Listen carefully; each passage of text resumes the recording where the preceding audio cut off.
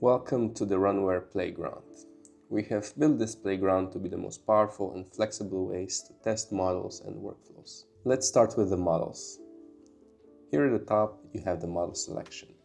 We have a list of featured models for all the different model architectures such as Flux Schnell, Flux Dev, Stable Diffusion 3, Stable Diffusion XL, Stable Diffusion 1.5. If you have a specific model in mind, you can search for it. For example, Juggernaut.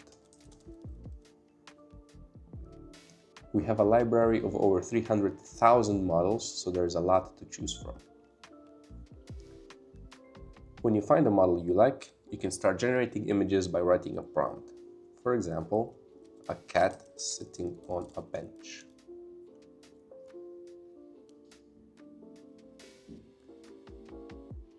Each image will have information about the cost at the bottom.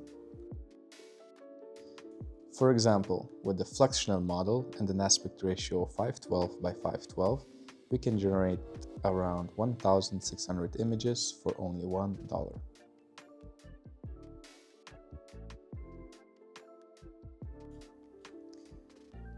You also have an option to add a negative prompt. As important it is to say what you want to see, it's equally important to say what you don't want to see. Not all of the models support negative prompts. For example, Flux models do not support it, while Stable Diffusion XL and SD 1.5 do, which is why in my example I will not use it. Let's move on to the settings. First, we have the aspect ratio. We have a couple of pre-made aspect ratios, for example, square, portrait, or landscape, but you can also create your own aspect ratio. I will use the square. You can change between different formats like PNG, JPEG, or WebP. The great thing about Runware is you can generate up to 20 images at the same time.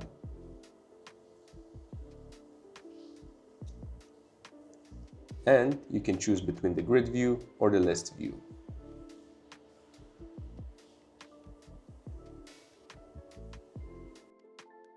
If 20 images is not enough for you, you can turn on the infinite scroll. This will keep generating images for as long as you scroll.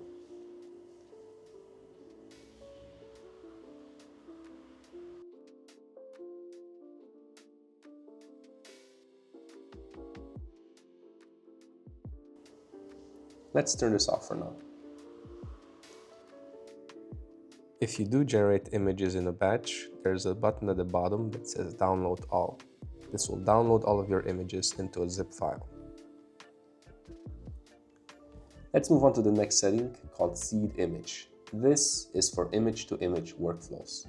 It allows you to upload an image as a base and create variations from it. Let's take this one for example. I can download this image and upload it.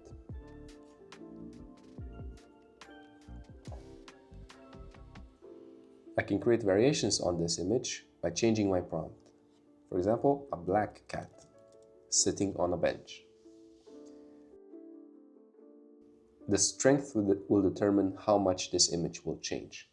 The lower the value, the closer it will be to the original. Like this. And the higher the value, the more variations you will see.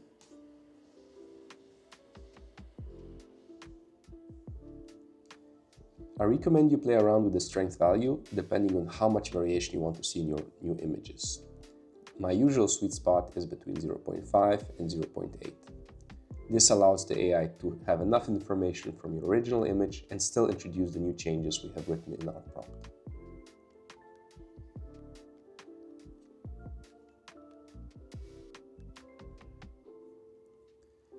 Next setting is the seed.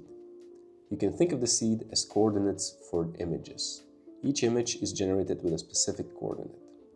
For example, if I put in a seed of 1, 2, 3, 4 and remove the seed image and generate an image,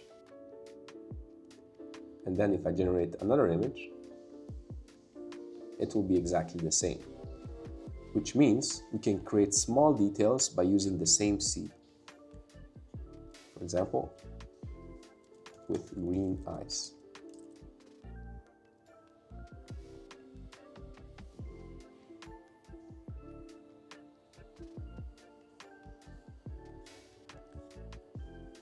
If you're looking to create a lot of variations and looking for creative choices, I would keep the seed random. But if you're looking to adjust small details in your existing image, I would lock in the seed.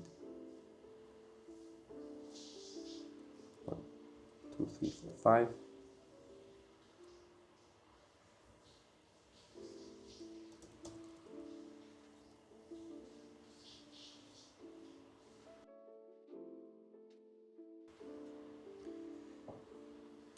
Next setting are the steps.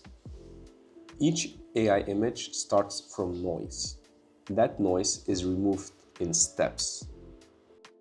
So this setting determines how many times the AI will attempt to remove the noise to create a high quality image. The higher the number of steps, the higher quality the image will be. The steps depend on the models. When you load a model, it will automatically fill out the recommended steps for this model. For example, FluxDev works at 28 steps as a default. FluxSnell, on the other hand, works at 4 steps.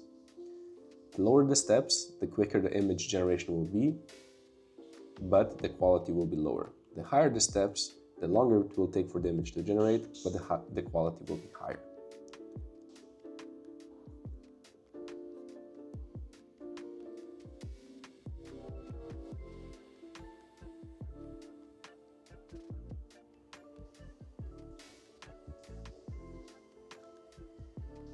Higher steps are not always better, so I recommend you try out different values and find a balance between speed and quality that works for your projects.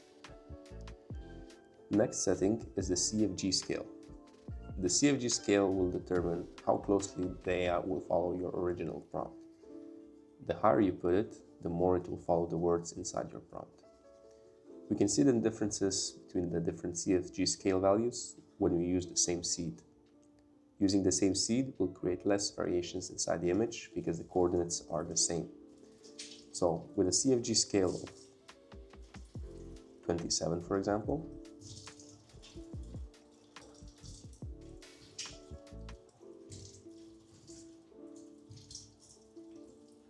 the image will look like this. As you can see, there's a lot of blur that looks a bit unnatural around here. Having a very high CFG scale can create a lot of saturation because AI is following the words way too closely and loses context of how the physics should work. We are also losing a lot of detail here in the middle.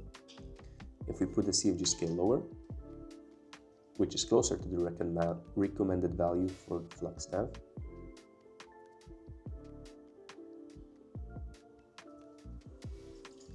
you can see the image looks a bit softer. There's not as much blur going on, the image is not as strong or saturated. It feels a bit softer.